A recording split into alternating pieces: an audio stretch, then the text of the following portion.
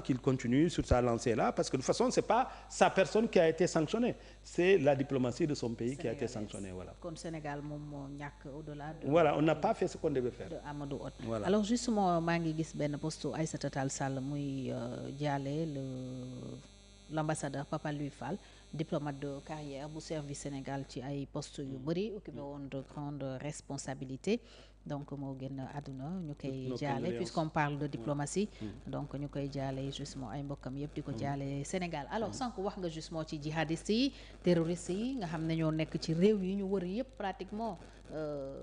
Mali ma nga ca jafe-jafe ba Burkina Faso bi premier ministre demoon keroog ba jël fa engagement d'ailleurs ne Sénégal dina leen jàppale ci xeex terrorisme bi, mais surtout Mali mi nga xam ne suñu dëkkandoo la, et information yi mujjee génn fan yi mooy ñu ngi gën a jege kaay moom pratiquement tey poudrière la, ndax fitna mu ngi fay xeeñ à tout moment di sax jolli d'ailleurs. Général Meïssa Sélé Ndiaye def benn alerte bu interpeller ñëpp depuis ce matin, wax ne bu ñu jàpp ne ça n'arrive qu'aux autres, djihadisme bi mu ngi gën a jege Sénégal, et comme pour dire que tout peut arriver. Alors tey lan mooy enjeu sécuritaire yu Sénégal par rapport ak djihadisme bi, qu'est-ce qu'il faut faire? Oui, déjà di nuyu di sant général Meïssa Sélé Ndiaye nga xam ne def na sortie boobu, dañ ko woon pour mu ci benn école bi nekk Koki. Donc ci bu mu jëlee kaddu la am lu mu wax, après ñu xam nga comme léegi réseaux sociaux yi dañoo gaaw ñu tas ko ci dëkk bi. Mais je pense que gis nga man je fais partie de ceux qui pensent que quand on est militaire toute sa vie. C'est-à-dire amul, c'est pas comme ñun ay civil quoi. Civil mooy nekk fii lu ko neex rek mu wax ko. Un général surtout qui a servi son pays, il est toujours général. C'est toujours un général, donc lu mu wax ko du wax sa xalaat, am na fu mu ko tënku. Et je pense que man li ma ci jàpp mooy ne il nous interpelle, c'est-à-dire suñu responsabilité askan bi ku ci nekk. war nga mun a xam ne voilà, war nga mun a xam ne tey sa responsabilité la, bu ñu xaar ba yëf yi am ba pare. Képp koo xam ne da ngaa gis dara loo xam ne leerul sa bopp nga woo autorités yi jox leen information. ñoom mun nañu ko traiter. Donc je pense que alerte boobu loolu la bëgg a def, sensibiliser population yi. Te joxe na ay firnde yoo xam ne tam jar naa bàyyi xel. Te ñi nga xam ne ñoom ñoo yore gouvernement bi nekk ay civil jar nañu bàyyi xel.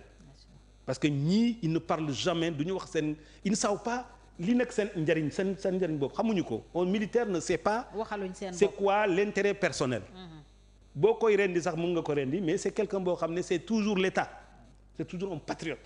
Donc même un militaire qui est fâché est un militaire patriote, parce que bu fâché wu suba instant bu mu fâché nga de ko léegi rejoindre les drapeaux, mu rejoindre les drapeaux, il va faire face au feu de l'ennemi. Donc il faut pas que ñu banaliser wax boobu.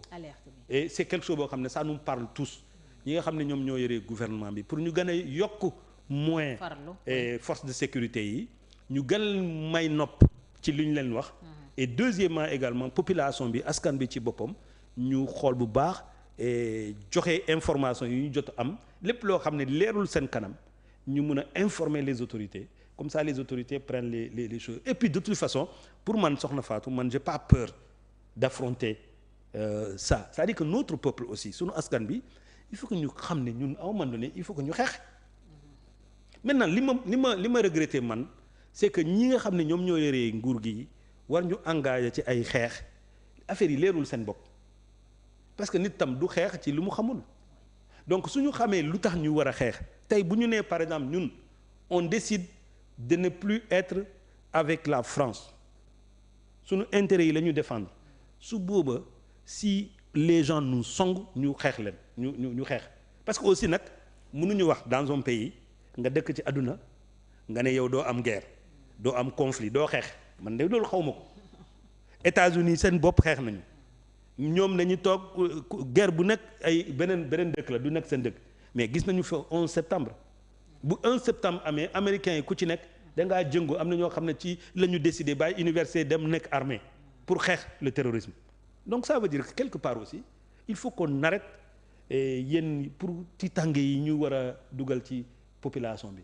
Su heure xeex war a jot, ñu war a xeex sunu noon yi, képp koo xam ne da nga song Sénégal da nga war a xam ne ce n'est pas le gouvernement du Sénégal bi nga song c'est pas les soldats sénégalais bi nga song c'est les populations sénégalaises ku nekk war nga mën a nekk le soldat nga xam ne tu défends cette nation là donc je pense que à la fois ñu nekk prudent on n'a qu'à prévenir lu ñu mën a prévenir mais il ne faut pas estimer que suba gars yi bu ñu defee dara adduna bi tukki na bu ñu defee dara ni ñu amee fit di ñu song ñun tam ñu am fit song leen jaxarul ak ñoom donc il y a un moment où il faut que les gens se battent aussi man je suis pas d'accord que tout le temps ñu ne nañu moytu moi j'enseigne l'entrepreneuriat voilà moi j'enseigne l'entrepreneuriat te xam naa ne ñi nga xam ne ñoom ñooy soppi adduna c'est pas les gens prudents hyper prudents donc quelque part aussi am na jamono dina jot peut-être sénégalais ñu xeex il faut que ñu préparer wu au-delà dire aux gens fexe leen bu bañ a am il faut que ñu préparer nit yi je pense qu'aujourd'hui il doit y avoir des entraînements être prêt à faire comme ni ñu def voilà oui déjà les soldats yi moom ñu ngi entraînement voilà comme ni ñu defee entraînement yi ci place yi maanaam les gens qui font les